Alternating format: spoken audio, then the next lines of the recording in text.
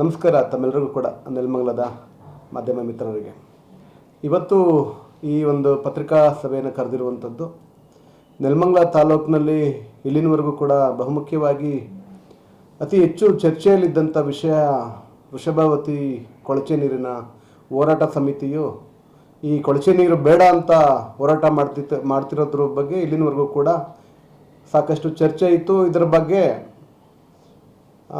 ಈ ವಿಷಯವಾಗಿ ನಮ್ಮ ಹಾಲಿ ಸರ್ಕಾರದ ಕಂದಾಯ ಸಚಿವರಾದಂತಹ ಕೃಷ್ಣ ಬೈರೇಗೌಡರು ಕೂಡ ಹೋರಾಟಗಾರರನ್ನ ಪುಡಾರಿಗಳು ಅಂತ ಕರೆದಿದ್ದನ್ನು ನಾವು ನೋಡಿದ್ದೀವಿ. ನಂತರ ಇದೇ ಯೋಜನೆಯನ್ನು ಡಿ.ಕೆ. ಶಿವಕುಮಾರ್ ಅವರು ನೆಲಮಂಗಲ ಕ್ಷೇತ್ರದಲ್ಲಿ ಬಂದು ಶಂಕುಸ್ಥಾಪನೆ ಮಾಡಿದ್ದನ್ನು ಕೂಡ ನಾವೆಲ್ಲರೂ ಕೂಡ ನೋಡಿದ್ದೀವಿ. ಇಲ್ಲಿ ನಮ್ಮ ತಾಲೂಕಿನ ಎಲ್ಲ ಜನರಿಗೂ ಕೂಡ ಗೊತ್ತಾಗಬೇಕಾಗಿರೋಂಥ ಒಂದಷ್ಟು ವಿಚಾರಗಳು ಏನಪ್ಪ ಅಂತ ಅಂದರೆ, ವೃಷಭಾವತಿ ನೀರನ್ನು ತಂದವರು ಯಾರೋ ಅಥವಾ ನಾನು ತಡೆದಿದ್ದೀನಿ ಅಂತ ಇವತ್ತಿನ ಶಾಸಕರು ಹೇಳ್ತಾ ಇದ್ದಾರೆ. ಯಾರಾದರೂ ತಂದಿರ್ಬೋದು, ಯಾರಾದರೂ ತಡೆದಿರಬಹುದು. ಆದರೆ ಪೈಪ್ಲೈನ್ ಕಾಮಗಾರಿ ಆಗ್ಬಿಡ್ಲಿ ಅಂತ ಇತ್ತೀಚೆಗೆ ಹೇಳ್ತಾ ಇದ್ದಾರೆ. ಪೈಪ್ಲೈನ್ ಕಾಮಗಾರಿ ಆಗ್ಬಿಡ್ಲಿ ಅನ್ನೋ ಪ್ರಶ್ನೆ ಬರಲೇಬಾರ್ದು ಇಲ್ಲಿ ಅಂತ ನಾವೆಲ್ಲರೂ ಕೂಡ ಮತ್ತು ವೃಷಭಾವತಿ ಹೋರಾಟ ಸಮಿತಿ ಅವರಿಗೆ ಮನವರಿಕೆ ಮಾಡುವಂಥ ಪ್ರಯತ್ನಕ್ಕೆ ನಾವು ಈ ಒಂದು ಸಭೆಯನ್ನು ಕರೆದಿದ್ದೀವಿ. ಯಾಕೆ ಮೂರನೇ ಹಂತದಲ್ಲಿ ನೀರನ್ನ ಬಿಡೋದಕ್ಕೆ ಅವಕಾಶ ಆಗುತ್ತೆ, ಅದನ್ನ ಪೈಪ್ಲೈನ್ ಮಾಡಿಬಿಟ್ರೆ ಒಳ್ಳೇದಲ್ವಾ ಅಂತ ಶಾಸಕರು ಹೇಳ್ತಾ ಇದ್ದಾರೆ. ಯಾಕೆ ಮಾಡಬಾರ್ದು ಅಂತ ಬಿಡಿಸಿ ಹೇಳಿ. ನೋಡಿ, ಸದನದಲ್ಲಿ ನೀರಾವರಿ ಸಚಿವರಾದಂತಹ ಬೋಸರಾಜು ಅವರು ನೇರವಾಗಿ ಹೇಳ್ತಾರೆ, ಮೂರನೇ ಹಂತದ ಶುದ್ಧೀಕರಣದ ನೀರಿನ ಬಗ್ಗೆ ನಮ್ಮ ಮುಂದೆ ಯಾವುದೇ ಪ್ರಸ್ತಾವನೆ ಇಲ್ಲ. ಇದು ಆರ್ಥಿಕವಾಗಿ ಸರ್ಕಾರದ ಮೇಲೆ ಅತಿ ಹೆಚ್ಚು ಹೊರೆಯಾಗುವಂಥದ್ದು.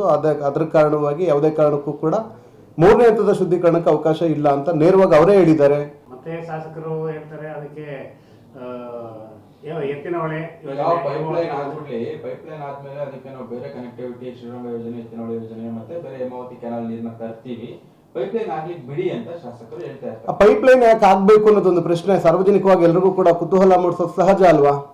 ಈಗ ನಮ್ಮ ಶಾಸಕರು ಹೇಳ್ತಾ ಇದ್ದಾರೆ, ಈ ಕ್ಷೇತ್ರಕ್ಕೆ ನಾವು ಕಾವೇರಿ ನೀರನ್ನ ಟ್ರೆಂಡ್ ಇದ್ರೆ ಕಾವೇರಿ ನೀರನ್ನು ತರ್ತೀನಿ ಅಂತ ಹೇಳ್ತಾರೆ. ಅಲ್ಲಿ ಯಾರೋ ಮಾಗಡಿನಲ್ಲಿ ಶ್ರೀರಂಗ ಏತ ನೀರಾವರಿ ನೀರನ್ನು ಬಿಟ್ಟು ನಾನು ಶ್ರೀರಂಗ ತರ್ತೀನಿ ಅಂತ ಹೇಳ್ತಾರೆ. ಈ ಕಡೆ ಯಾರೋ ಒಬ್ರು ಎತ್ತಿನ ಹೊಳೆ ಹೋರಾಟ ಮಾಡ್ತಾ ಇದ್ದಾರೆ, ಎತ್ತಿನ ಹೊಳೆ ನಾನು ತರ್ತೀನಿ ಅಂತ ಹೇಳ್ತಾರೆ. ಯಾವ ಯೋಜನೆ ತರ್ತಾರೆ ಅಂತ ಮೊದಲು ಗೊತ್ತಾಗ್ಬೇಕಲ್ವಾ. ಸರ್ಕಾರದಲ್ಲಿ ಅವರು ಅಧಿಕೃತವಾಗಿ ಮನವಿಯನ್ನ ಸಲ್ಲಿಸಿ ಈ ಯೋಜನೆ ವೃಷಭಾವತಿ ಯೋಜನೆ ಬೇಡ ಅಂತ ಹೇಳಿ ಬರವಣಿಗೆನಲ್ಲಿ ಬರೆದು ಕೊಡ್ಲಿ. ಮೊದಲು ಅದನ್ನ ಅನುಮೋದನೆ ಮಾಡಿ ಫಸ್ಟ್ ಈ ಯೋಜನೆಯನ್ನ ವಿಡ್ರಾ ಮಾಡ್ಕೊಂಡ್ಲಿ. ಸರ್ಕಾರ ವಿಡ್ರಾ ಮಾಡ್ಕೊಂಡಿರೋದ್ರ ಬಗ್ಗೆ ಅಧಿಕೃತವಾಗಿ ಇವರು ಯಾವುದಾದ್ರೂ ಒಂದು ಸಣ್ಣ ಪತ್ರವನ್ನು ಜನಕ್ಕೆ ಪ್ರಕಟ ಮಾಡಲಿ.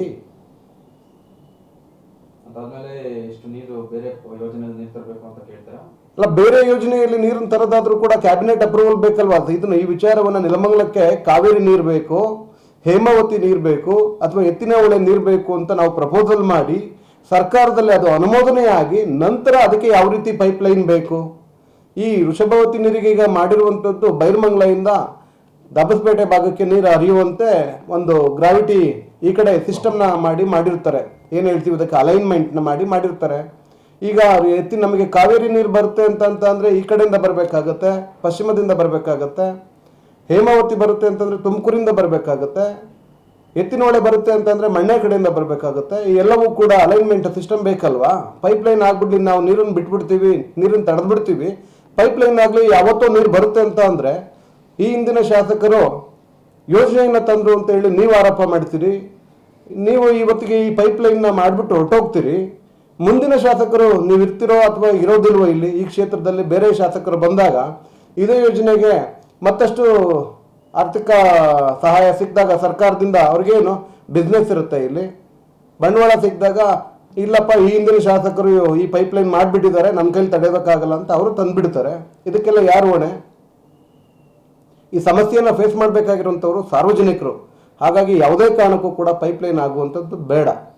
ಈಗ ಶಾಸಕರು ನಿಮ್ಮ ಬಿಜೆಪಿ ಸರ್ಕಾರದಲ್ಲಿ ಶ್ರೀನಿವಾಸ ಮೂರ್ತಿ ಅವರು ತಂದಿರ್ತಕ್ಕಂಥ ಯೋಜನೆಯನ್ನ ಸದನದಲ್ಲಿ ಮಾತಾಡಿ ನಿಲ್ಲಿಸ್ತೀವಿ ಅಂತ ಹೇಳಿದ್ದಾರೆ. ಇದು ಮೀರಿ ನೀವು ಯಾಕೆ ಹೋರಾಟ ಮಾಡಬೇಕು ಅಂತ ಶಾಸಕರು ಹೇಳಿರುವಂಥದ್ದು, ಈ ಯೋಜನೆಯನ್ನು ನಿಲ್ಲಿಸ್ತೀವಿ ಅಂತ ಹೇಳಿದರೆ ಒಟ್ಟಿಗೆ, ಅಥವಾ ಪೈಪ್ಲೈನ್ ಮಾಡ್ತೀನಿ ಯೋಜನೆ ನಿಲ್ಲಿಸ್ತೀನಿ ಅಂತ ಸದನದಲ್ಲಿ ಹೇಳಿಲ್ಲ. ಮೂರನೇ ಹಂತದ ಶುದ್ಧೀಕರಣ ಬೇಡ ಅಂತ ಹೇಳಿದರೆ ನಮಗೆ ಈ ನೀರೇ ಬೇಡ ಅಂತ ನೇರವಾಗಿ ಹೇಳಿದ್ದಾರೆ ಸದನದಲ್ಲಿ. ಅದನ್ನು ನಾವು ಶಾಸಕರಿಗೆ ಆ ವಿಚಾರವಾಗಿ ಅಭಿನಂದನೆಗಳನ್ನ ಸಲ್ಲಿಸ್ತೀವಿ. ನೀರು ಬೇಡ ಅಂತಂದ್ಮೇಲೆ ಪೈಪ್ಲೈನ್ ಹಾಕಬೇಕು. ವೃಷಭಾವತಿ ಯೋಜನೆಗೆ ಅಂತ ಮಾಡಿರುವಂಥ ಪೈಪ್ಲೈನು ನೀರು ಬೇಡ ಅಂತ ನಾವು ತೀರ್ಮಾನ ಮಾಡ್ಕೊಂಡ್ಮೇಲೆ ಪೈಪ್ಲೈನ್ ಕೂಡ ಬೇಡ. ಸಾಮಾಜಿಕ ಜಾಲತಾಣಗಳಲ್ಲಿ ಶಾಸಕರ ಹಿಂಬಾಲಕರು ಮತ್ತೆ ಕಾಂಗ್ರೆಸ್ ನಾಯಕರುಗಳು ಹೇಳ್ತಾ ಇರ್ತಕ್ಕಂಥದ್ದು, ಶಾಸಕರು ಇಷ್ಟು ದಿನ ನಿಮ್ಮ ವಿರೋಧ ಪಕ್ಷಗಳು ವೃಷಭಾವತಿ ವಿಚಾರವನ್ನ ಇಟ್ಕೊಂಡು ಹೋರಾಟ ಮಾಡ್ತಾ ಇದ್ರಿ, ಈಗ ವೃಷಭಾವತಿ ವಿಚಾರನ ಕೂಡ ಶಾಸಕರು ಒಗದೆ ಹಾಕಿದ್ದಾರೆ, ಇನ್ನು ಮುಂದೆ ನೀವೇನ್ ಮಾಡ್ತೀರಾ ಅಂದ್ರೆ ಇದು ಶಾಸಕರು ಶ್ರಮ ಪಟ್ಟು ವೃಷಭಾವತಿ ನಿಲ್ಲಿಸಿದ್ರೆ ನಿಮ್ಮ ಹೋರಾಟದಲ್ಲಿ ಏನು ಫಲ ಇಲ್ಲ ಇದರಲ್ಲಿ ಅಂತ ಅವರು ಮಾತಿನ ದಾಟಿ. ಶಾಸಕರು ಈ ಯೋಜನೆಯನ್ನ ತರಬೇಕಾದ್ರೆ ಸದನದಲ್ಲಿ ರೈತರ ಪರ ಕಮಿಟ್ಮೆಂಟ್ ಇರುವಂತಹ ಸರ್ಕಾರ ಕಾಂಗ್ರೆಸ್ ಸರ್ಕಾರ ಅಂತ ಹೇಳಿ ತುಮಕೂರು ಗ್ರಾಮಾಂತರ ಸಚಿವರಾದಂತಹ ಶಾಸಕರಾದಂತಹ ಸುರೇಶ್ ಗೌಡ್ರ ಮೇಲೆ ಎರಗಿದ್ದನ್ನು ನಾವು ಸದನದಲ್ಲಿ ನೋಡಿದ್ದೀವಿ ಸೋಷಿಯಲ್ ಮೀಡಿಯಾಗಳಲ್ಲಿ. ನಂತರ ನಾವು ಈ ಯೋಜನೆ ಆರಂಭ ಆಗ್ತಿದ್ದಾಗೆ ಒಂದಷ್ಟು ಜನ ಈ ಚಿಕ್ಕಬಳ್ಳಾಪುರದಲ್ಲಿ ಆಗ್ತಿರುವಂತಹ ಸಮಸ್ಯೆಗಳನ್ನು ಎಲ್ಲರೂ ಕೂಡ ಬಲ್ಲವರು ಕೂಡ ಸೇರಿ ಈ ಯೋಜನೆ ಸರಿ ಇಲ್ಲ, ಈ ನೀರಿಂದ ಕೆಟ್ಟ ಪರಿಣಾಮ ಬೀರ್ತೈತೆ ಅಂತ ಹೇಳಿದಾಗ ಇದೇ ಶಾಸಕರ ಹಿಂಬಾಲಕರುಗಳು ಪನ್ನೀರು, ಗಂಗಾ ಜಲ, ಅಮೃತ ಅಂತ ಹೊಗಳಿದ್ದನ್ನು ನಾವೆಲ್ಲರೂ ಕೂಡ ನೋಡಿದ್ದೀವಿ.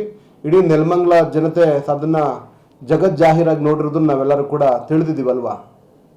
ಕೇವಲ ನೀವು ಸೋಷಿಯಲ್ ಮೀಡಿಯಾದಲ್ಲಿ ಪ್ರಚಾರ ಮಾಡ್ಲಿಕ್ಕೋಸ್ಕರ ಈ ಹೋರಾಟ ಮಾಡ್ತಾ ಇದ್ದೀರಾ, ಇದರಲ್ಲಿ ಏನು ಪ್ರತಿಫಲಾಪೇಕ್ಷೆ ಇಲ್ಲ, ಮತ್ತೆ ಈ ಯೋಜನೆಯ ಒಂದು ಇಟ್ಕೊಂಡು ಸೋಷಿಯಲ್ ಮೀಡಿಯಾದಲ್ಲಿ ಪ್ರಚಾರ ತಗೊಂತಾ ಇದ್ದೀರಾ. ಈಗ ನೋಡಿ, ನಮ್ಮ ತಾಲೂಕಿನ ಅಥವಾ ಈ ವೃಷಭಾವತಿ ಹೋರಾಟ ಸಮಿತಿಯ ಯಾವುದೇ ಪದಾಧಿಕಾರಿಗಳಿಗೆ ಅಥವಾ ಯಾವುದೇ ಹೋರಾಟಗಾರರಿಗೆ ಸಾಮಾಜಿಕ ಜಾಲತಾಣದ ಪ್ರಚಾರದ ಅವಶ್ಯಕತೆ ಇಲ್ಲ.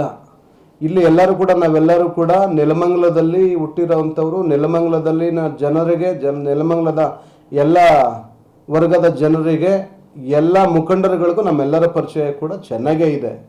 ಬಹುಶಃ ಅದನ್ನೇನಾದರೂ ಸಾಮಾಜಿಕ ಜಾಲತಾಣಗಳನ್ನು ಬಳಸಿ ಅತಿ ಹೆಚ್ಚು ಪ್ರಚಾರನ ಪಡ್ಕೋಬೇಕು ಅನ್ನೋ ಪ್ರಯತ್ನ ಹೊಸಬ್ರಿಗೆ ಬೇಕಾಗುತ್ತಷ್ಟೇ, ನಮ್ಗೆ ಯಾರಿಗೂ ಬೇಕಿಲ್ಲ ಅಲ್ವಾ. ಇದು ನಿಮ್ಮ ಹೋರಾಟ ಸಾಮಾಜಿಕ ಜಾಲತಾಣ ಪ್ರಚಾರಕ್ಕಲ್ಲ. ನಮ್ಮ ಹೋರಾಟ ಇರುವಂಥದ್ದು ಸಮಾಜ ಸೇವೆಗೆ, ಅಥವಾ ಈ ಕ್ಷೇತ್ರದಲ್ಲಿ ಇಂಥದ್ದೊಂದು ಕೆಟ್ಟ ಯೋಜನೆ ಬರಬಾರ್ದು ಅನ್ನೋ ಕಾರಣಕ್ಕೆ ನೇರವಾದ ಸೇವೆ ಮಾಡ್ತಾ ಇರೋಂಥವ್ರು ನಾವು. ವೃಷಭಾವತಿ ವಿಚಾರವಾಗಿ ಹೋರಾಟ ಮಾಡಿದ್ದು ಈ ಸಾಮಾಜಿಕ ಜಾಲತಾಣಗಳಲ್ಲಿ ಹೋರಾಟ ಮಾಡಿದ್ದಕ್ಕೇನೆ ಶಾಸಕರ ಗಮನವನ್ನು ಸೆಳೆಲಿಕ್ಕೆ ಸಾಧ್ಯ ಆಗಿತ್ತು.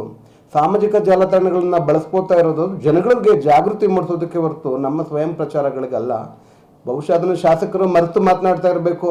ಶಾಸಕರು ಈ ಕ್ಷೇತ್ರಕ್ಕೆ ಬಂದಾಗ ಇದೇ ಸಾಮಾಜಿಕ ಜಾಲತಾಣಗಳೇ ಅವ್ರನ್ನ ಎನ್ ಶ್ರೀನಿವಾಸ್ ರೈನವರು ಒಬ್ಬರು ವೀಕ್ಷಕರಾಗಿ ಬಂದು ಶಾಸಕರಾಗಿ ಅಭ್ಯರ್ಥಿಯಾಗಿ ಆಯ್ಕೆ ಆಗ್ತಾ ಇದ್ದಾರೆ ಅನ್ನೋದನ್ನು ಅವರಿಗೆ ಇಲ್ಲಿ ಮಾರ್ಕೆಟ್ ಕೊಟ್ಟಿದ್ದೆ ಸೋಷಿಯಲ್ ಮೀಡಿಯಾಗಳು.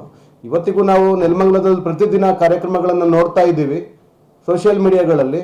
ಅಲ್ಲಿ ಗುದ್ಲಿ ಪೂಜೆ ಆಯಿತು, ಇಲ್ಲಿ ಗುದ್ಲಿ ಪೂಜೆ ಆಯಿತು, ಎಲ್ಲ ಕಡೆ ಪೂಜೆ, ಒಂದೊಂದು ಕಾಮಗಾರಿಗೆ 3 ಬಾರಿ ಪೂಜೆ ನೋಡ್ತಾ ಇರೋದು, ಪ್ರಚಾರ ನೋಡ್ತಾ ಇರೋದು ಸೋಷಿಯಲ್ ಮೀಡಿಯಾಗಳಲ್ಲೇ. ಯಾವುದು NDTV BCC ಚಾನೆಲ್ಗಳಲ್ಲಿ ನೋಡ್ತಾ ಇಲ್ವಲ್ಲ ನಾವು.